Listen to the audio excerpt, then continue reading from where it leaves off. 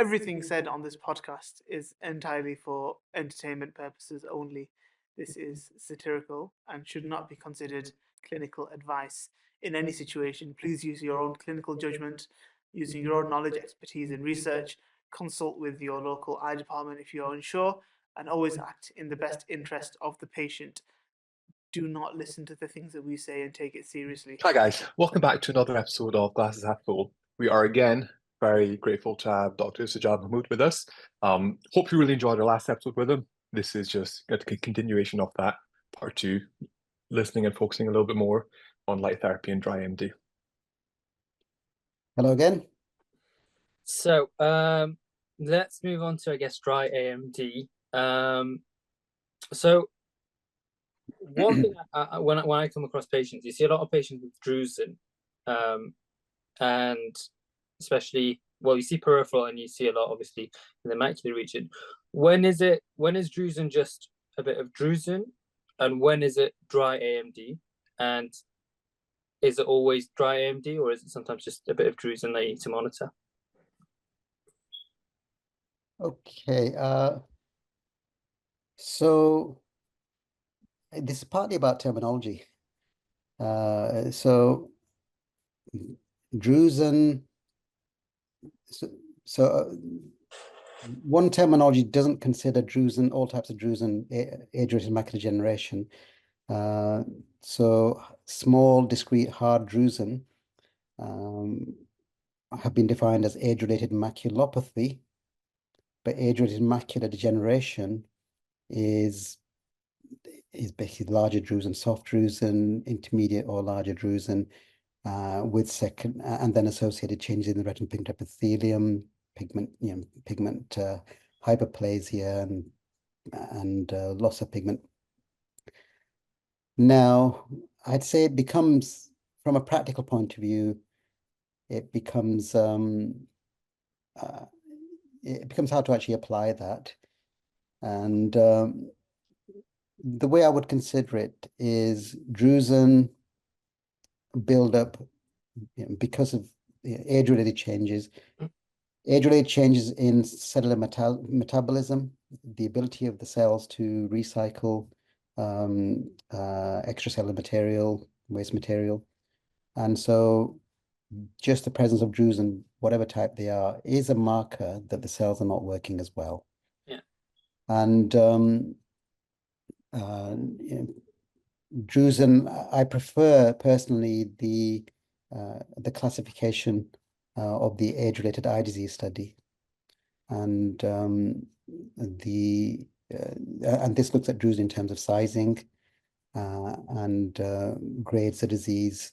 Has grades of disease in a way that you can also apply in terms of what treatment or preventive measures you might advise the patient. Yeah. So at the simplest level, yes, we used to refer to them as hard and soft drusen, but now I prefer to look at them as small, intermediate sized, or large. And the threshold for considering what size they are is that anything above 125 micrometers is a large drusen. And you judge that by the diameter of the retinal vein as it exits the optic nerve. At that point, it's 125 micrometers. So anything larger than that is a large drusen. Less than half that diameter, less than 62.5 micrometers, that would be defined as a small drusen. And the intermediate is any size in between. So the AREDS grading, to put it very simply, it is a bit more nuanced, but to put it very simply, grade 1 is essentially very minimal small drusen, or very little disease. Grade 2 is more obvious small drusen with some intermediate sized drusen. Sorry, that was grade 2. Grade 3 is predominantly intermediate drusen and some large drusen. Okay, and grade 4 is large drusen and atrophy. So what the age-related eye disease study also looked at was patients receiving antioxidant supplements, and because that's, well, I mean, we can come on to what we might advise patients and what they might take, but the relative benefit of these was different depending on the stage at which patients were at, and primary benefit was with these interventions was category 3 or higher.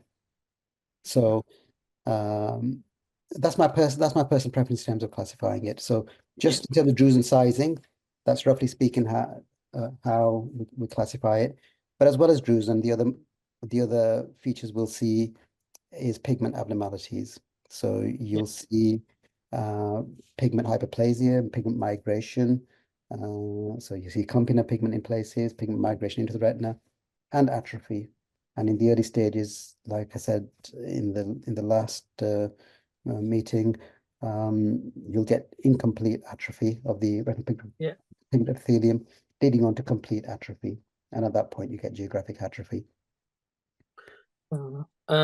So with dry AMD, I think as optometrists, we have like a set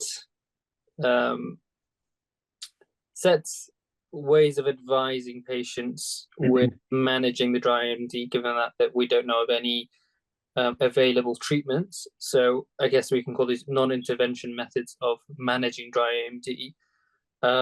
So just if you can go briefly over the main and most successful types of non-intervention methods of managing it, and what you would advise that we should, as optometrists, tell our patients, and when would be the best time to advise it as well, possibly. Yeah. Okay, before I move on to that, just for completeness, we'll also point out, because I think ultimately your audience are optometrists, so just to take things to a little bit of a higher level than a very basic understanding, you have to bear in mind drusen also quite variable, and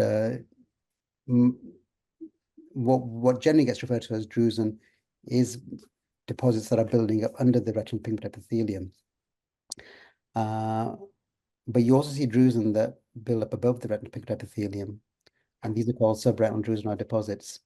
And there's various terminologies. There's also reticular drusen, and these tend to look more like smaller drusen. And until you do an OCT scan, you don't actually see the obvious difference, and you don't see an obvious difference. But then on the OCT scan, you find that the deposits are above the retinal pigment epithelium, and when you see that type of drusen, those patients are actually more likely to progress on to atrophy, and there's also a higher rate of neovascular disease in those patients as well. So what I'm saying, even something as simple as these little yellow deposits that we refer to as drusen have their nuances and variations once you go deeper into it. Is that the same as what some people call pseudo drusen? Yes. Yeah. Yes. Yes.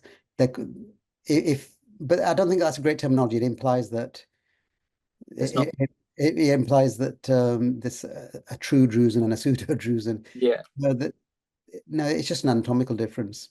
And yes, otherwise the difference is just your relative risk of progression and further degeneration depending on where they are. But yeah, pseudodrusen is another term that gets applied to those. Okay. So once I see patients with features of dry macular degeneration, then I do, in my mind, think what sort of stage they're at, and I use the AREDS grading system. Another thing that you, as optometrists in the community, may have some feel for is what's happened over time. So a patient who's been coming to you for 10 years with multiple small drusen, which have changed a little bit over the years, but vision remains good, you're going to deal with differently versus somebody who you first saw the signs 2 years ago, and they've gone from small drusen to starting to get pigment changes and atrophy 2 years later. So the basic measures I advise, firstly, smoking, stop smoking. That's probably the best thing that patients, whatever type of AMD they have, one of the best things they can do. And the Do you know which particular mechanism is linked smoking to macular degeneration? What in particular it is? So the two things, one is oxidative stress, and secondly, it's reduction in it's an effect on blood flow. So reduction in what's called nitric oxide, which dilates your vessels, and we know that smoking has a harmful effect on your circulation. So that positive circulation, which leads to the secondary effects on the cells. So it's more of like a systemic effect of the smoking that leads to. Well, no, it's a systemic effect, but it affects the small vessels as well in the eye. It's a direct effect in the eye as well. Yeah. Yeah, increases oxidative stress and changes the relative perfusion. Yeah. So that's one measure I advise, and then to increase protection when in sunshine, using sunglasses or filters in the lenses. Then it's about diet. So there's good evidence.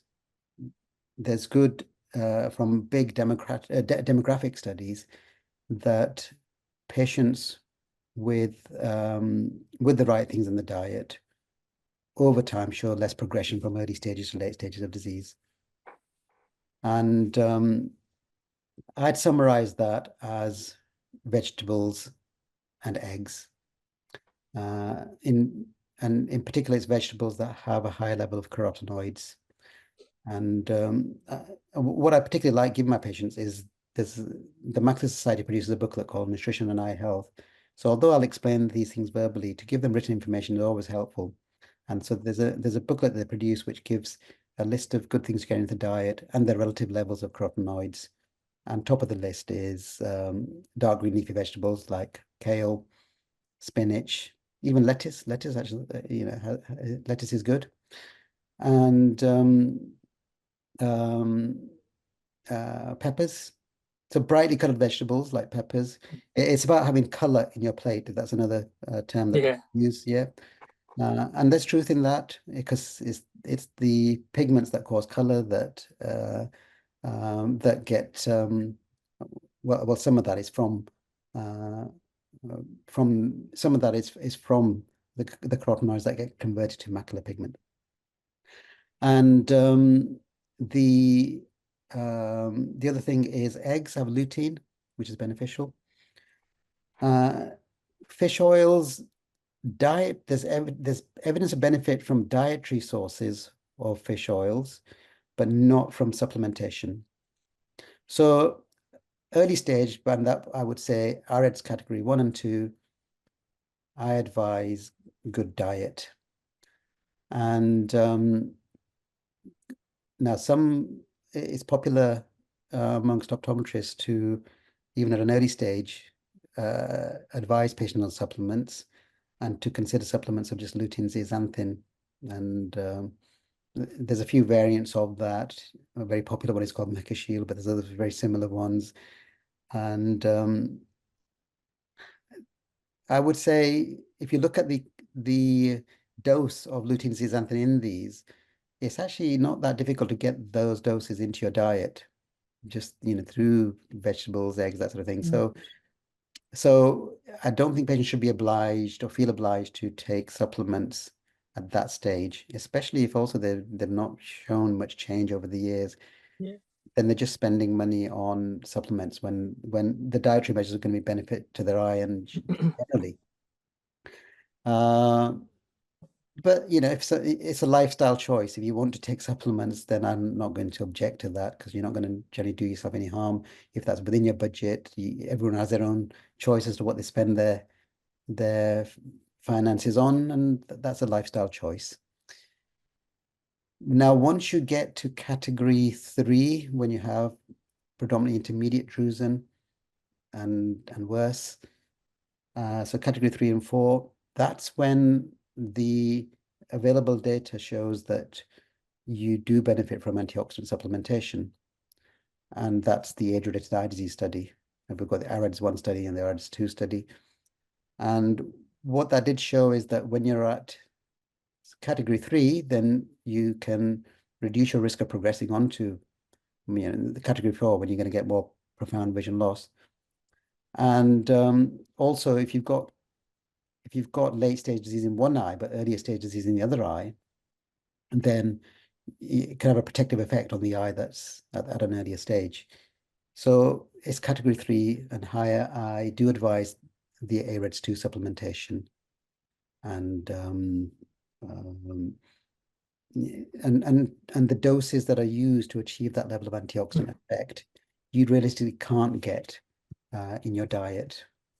And so, for example, the vitamin C dose is 500 milligrams to achieve that effect, and you'd need to eat a whole box of oranges to get that level of vitamin C. Vitamin E and zinc, you'd need to eat a lot of meat. A lot of vitamin E is in almonds. You need to probably, for the dose that's in RH2 supplements, you'd probably need to eat like a kilo of almonds to get the same level of vitamin E. So at that stage, I say yes. Again, you can't get these on prescription, so there's an affordability element for patients, but I say it's something that they can consider. Yeah. So that's what I basically say. Smoking, sunlight protection, and diet. What about exercise? How, obviously with AMD being kind of like an age-related thing, mobility can be an issue there, but how effective have you seen exercise being, and how much would you advise, if you do even advise it? So I'm not aware of strong evidence for exercise in the context of AMD. Mm-hmm. Probably more of relevance in retinal vascular disease, patients with cardiovascular disease and diabetes in particular, and diabetes, hypertension. These things benefit from exercise, so there's probably secondary benefits, but a direct association between exercise and AMD progression I've not seen. So it's mainly diet then. That's the main one. That's your main. That's the main thing you can do at present. Yeah. And up until a year ago when I started offering photobiomodulation as well, that would be my standard advice. Diet and antioxidant supplementation if you're at the right stage. Let's move on to photobiomodulation. So kind of a long word. I've heard Valeda Light Therapy being thrown around as well, and I think it's quite a new form of technology that's available. In fact, I first actually heard of it from a patient with AMD. They mentioned it to me, in which I went to research it, and that's how I came across it. How does it firstly work? So in terms of the actual application of it, how does it work, and what does it target to help with dry AMD? Okay, so the underlying theory actually goes back to sort of basic science, cellular studies that go back many years, and there is sort of basic science data showing that certain wavelengths of light have a beneficial effect on cell function and can stimulate cellular metabolism. And not only can they improve the cellular metabolism, and the key pathway is the ATP energy production pathway, but also certain wavelengths can increase levels of nitric oxide and improve blood flow and perfusion. The very first published report of using this approach in an AMD patient actually dates back to the late 2000s, And so there's studies even dating back then of attempts to use it and showing a beneficial effect. And but the key principle is using certain wavelengths of light to stimulate cell function. You've got dry AMD, which is a condition in which cellular function is on the decline. So the theory behind this is that if we can use those beneficial wavelengths of light, and these are yellow light, which improves your nitric oxide function, and the infrared and near infrared, which improves your metabolic activity, energy production, that so the principle is to try and use that effect to stimulate these cells that are not functioning as well. And it's called Valeda Light Therapy because that's just a name given to it by the company. Valeda is just the name for the device that they use. But the principle of photobiomodulation itself and using light, it's not just been used in the eye. You know, it's across many therapy areas.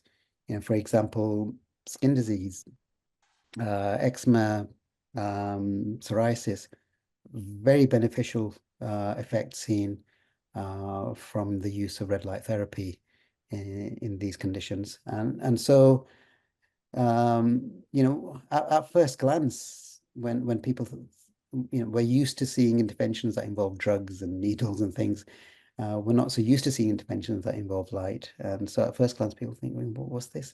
Can this be true? Can this, is this for real? But and personally, I was probably one of those. I was looking at this and thinking, surely not. The first, the particular device that's now available commercially, I've been using. It's been studied for about 7 years now, and it's been commercially available for a few years now. But I personally didn't adopt it until I was confident with the results. And the specific device, the Valeda Light Therapy system, has gone through 3 studies done by the company. They call them the Light Sight studies, Light Sight 1, 2, and 3. And the biggest study was the Light Sight 3 study, which reported now, it was just under 2 years ago.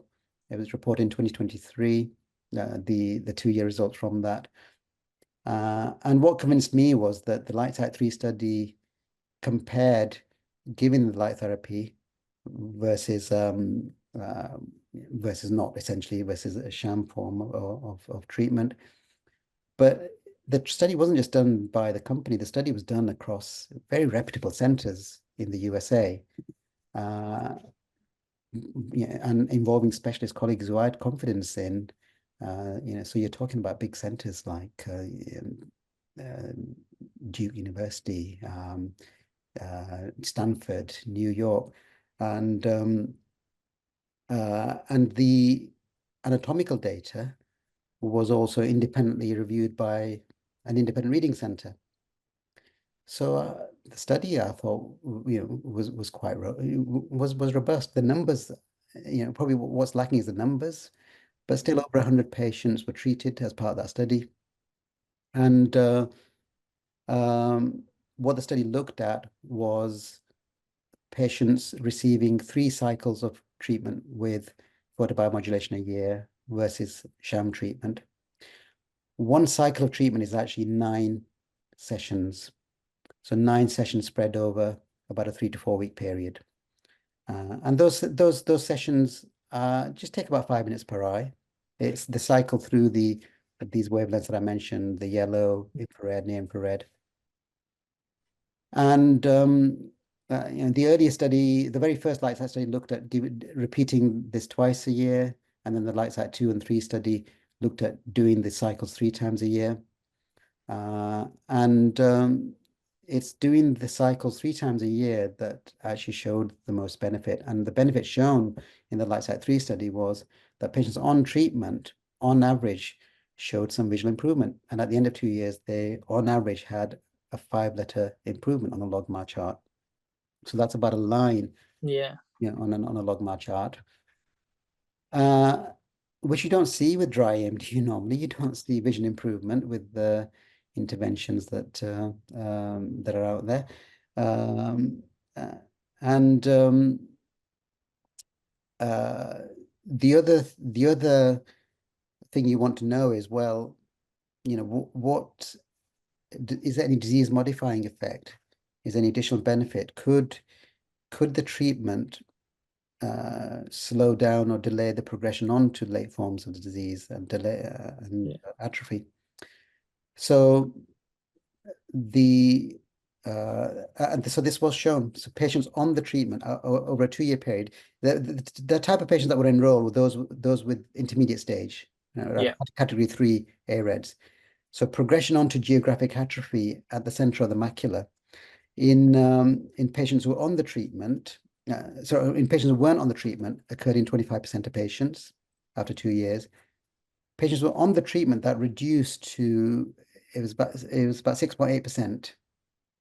So a big reduction in the percentage of patients progressing on to the more late forms of the disease.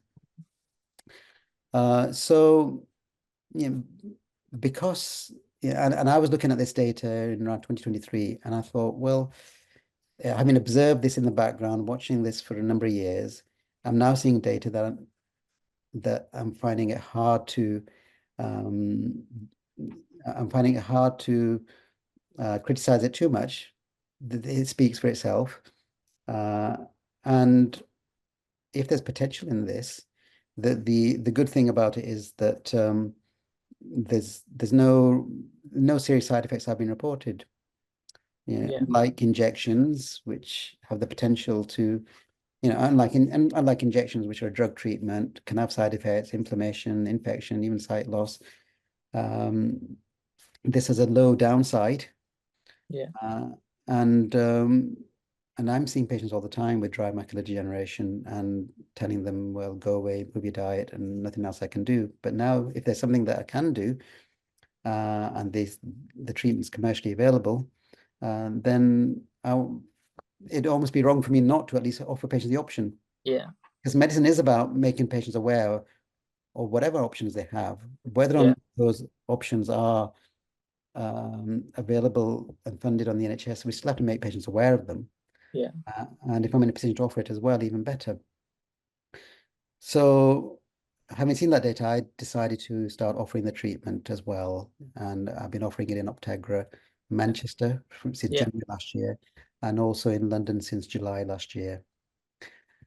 But yeah, no, so I've been primarily advising that I'm happy to see patients who are who got drusen and are starting to experience some vision reduction, and or where optometrists have got evidence that they've shown significant progression of AMD over a relatively short time scale. I'm not really keen on treating patients with a few drusen or even lots of drusen who've been the same for the last 10 years, because I still say you get that 6'5" patient with like a lot of drusen, but they're still seeing 6'5", and you're like, well, why are you here? 6'5" and anxious. So because the underlying principle is you've got cells that are not functioning as well. This is a way of giving them a boost. Unfortunately, it's going to wear off. That's why the results show that repeating the treatment gives you the best results. But with repeated treatment, you can get some improvement and a sustained effect. And we obviously, in the previous episode, we did discuss about how wet AMD and dry AMD basically just share a similar name, and actually in essence they aren't too similar to each other. Is there any link to the use of photobiomodulation with maybe a reduction in incidence of wet AMD, or is that there's no link to that at all? The numbers aren't big enough to show that at this point in time. It's a bit too early to kind of tell, I guess. It's too early to say. Now, because we discussed underlying mechanisms are oxidative stress, blood flow reduction, then I'd say because the photobiomodulation has been shown to have a beneficial effect in that sense, like I said, yellow light improves your nitric oxide profile, that improves blood flow. And if you've got cells that and even the oxidative stress profile, if there's beneficial effects on that, and if you've got cells that are not functioning as well, and it's multifactorial. If the cells are not functioning as well, they can all contribute to that process of altering your metabolic profile, altering the chemical profile within the eye. But if you improve the cellular function, intuitively it would make sense that it would hopefully reduce your risk, but I can't prove that at this point. Yeah. Is this the only, because this sounds really, really, really groundbreaking. Because for the longest time, I've only been aware that dry AMD, no referral. Dry AMD, just give advice, just general health advice, exactly what you mentioned earlier, but no referral. Give them an AMSLR if it's pretty bad, or if you can turn, it'll develop into wet AMD, and that's about it. Is this the first real treatment to roll back dry AMD that there is? Realistically, yes. So the first active treatment that's commercially available and in use. I'd say one thing I didn't mention is one strong endorsement for this now is that a few months ago it was also approved by the FDA in the US. And FDA approval, they don't take it lightly. And the FDA approved it on the basis of the available evidence. And the FDA also says what they're approving something to do. And their approval was for this to be a treatment for dry AMD, and it was to get visual improvement in dry AMD. So it's interesting that the FDA approved it in that way. Having said all that, I take a very cautious approach to this. I don't promise the earth. I tell patients to be realistic about this. Ultimately, you've got a degenerative condition. There's no treatment that's going to reverse that completely or cure that. Over time, unfortunately, the decline is going to happen. But with treatment, with this treatment, there's a hope that you'll get some improvement. But if you don't, and that 5-letter improvement, some patients perceive it, some patients don't. But not everybody gets that. And but even if you get some improvement in function, which then leads to a reduction in the rate of progression, that's still a success. If I do your treatment now and I see you in 2 years' time and there's been little change, that doesn't mean the treatment's not worked. It means it probably has worked, because without it, you would be worse. Yeah.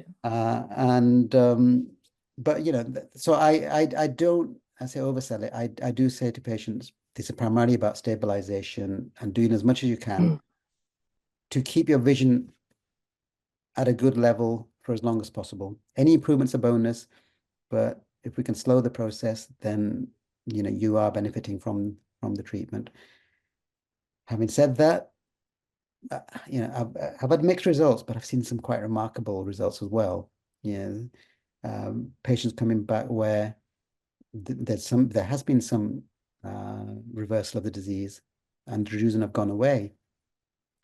Now, one way to look at this is that drusen do naturally go away over time. Yeah. But the reason they go away is because you lose your RPE. And so some treatments that have been done in the past, so photobiomodulation is about light at certain wavelengths. Previously, one treatment that was looked at was actually applying laser to drusen. And what was found was that what would happen is the drusen would go away, but you'd be left with atrophy in those areas.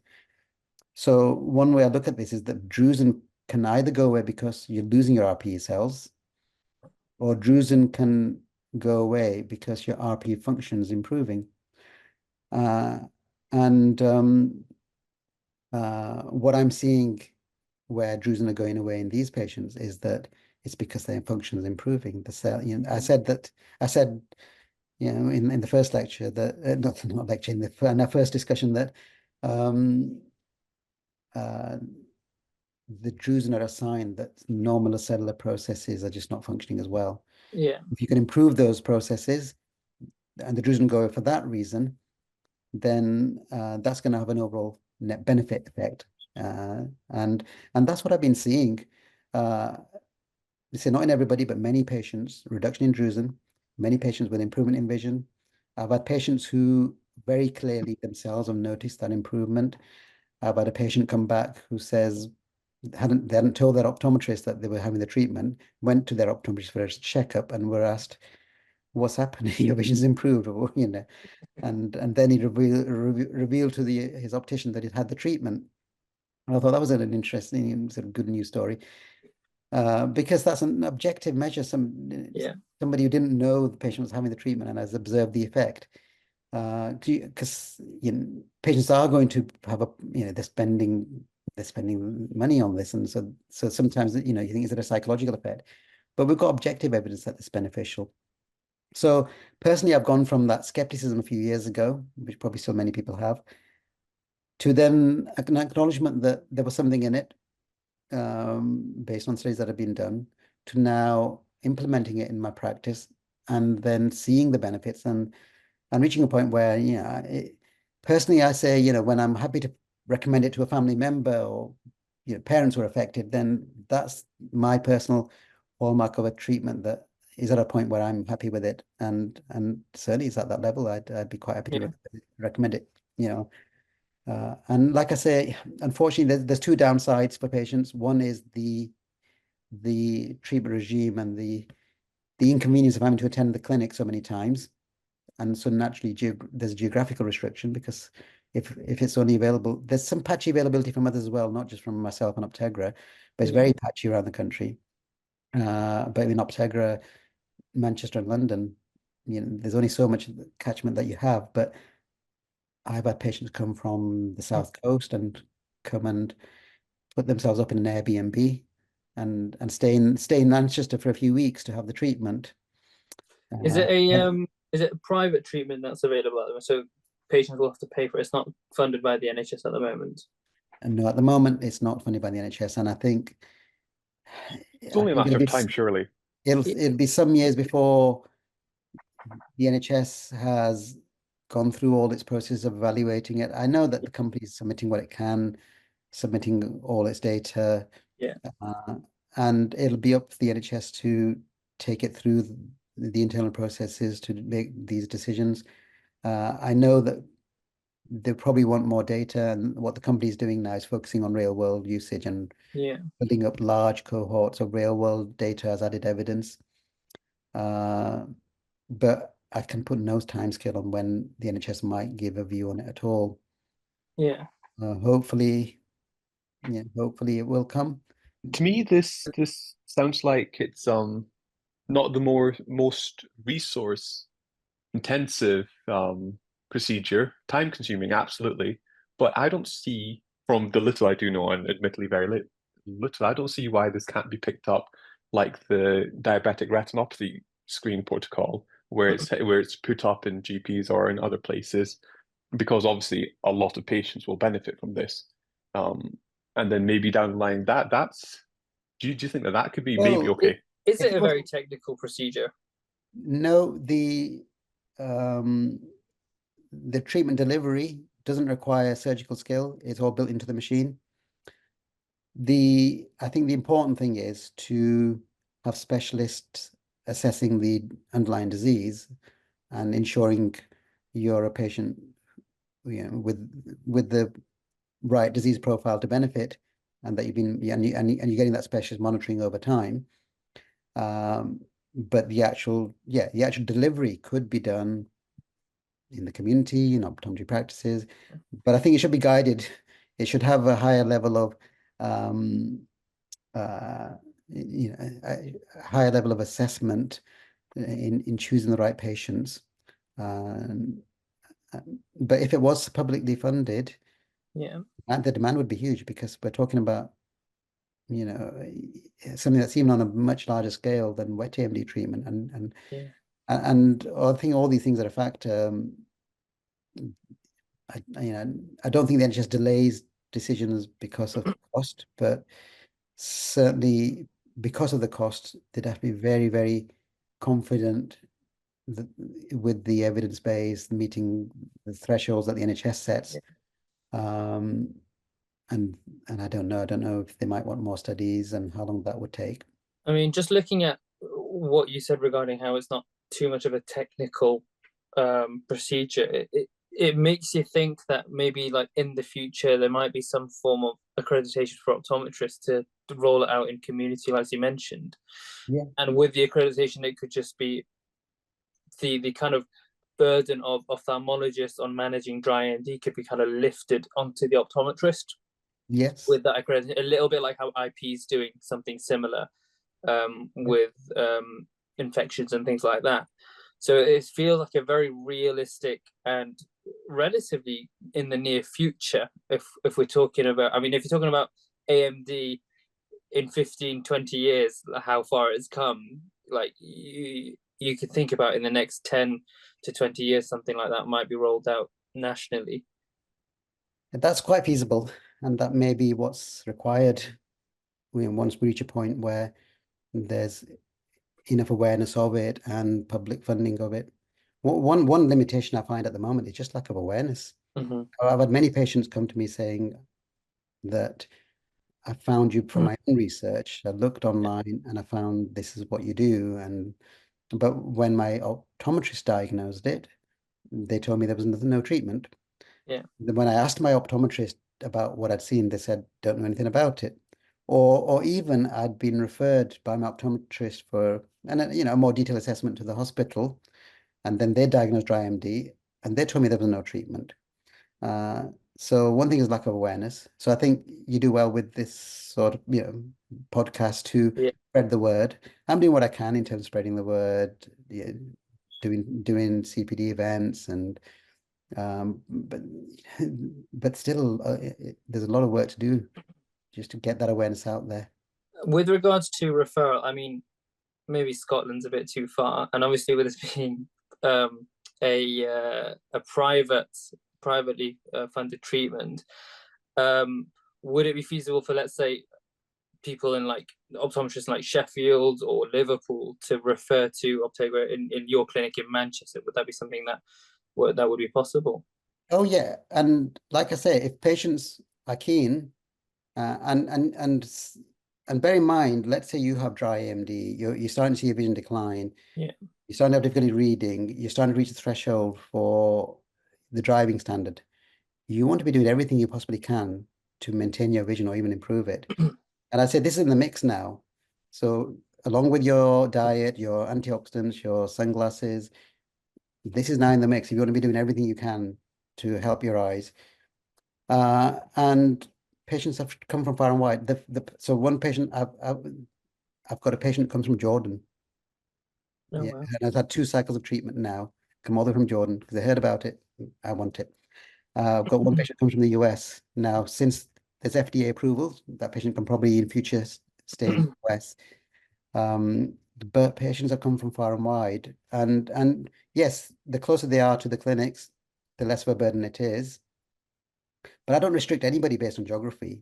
Yeah. If they fit the profile in terms of benefit, then the logistics are up to them.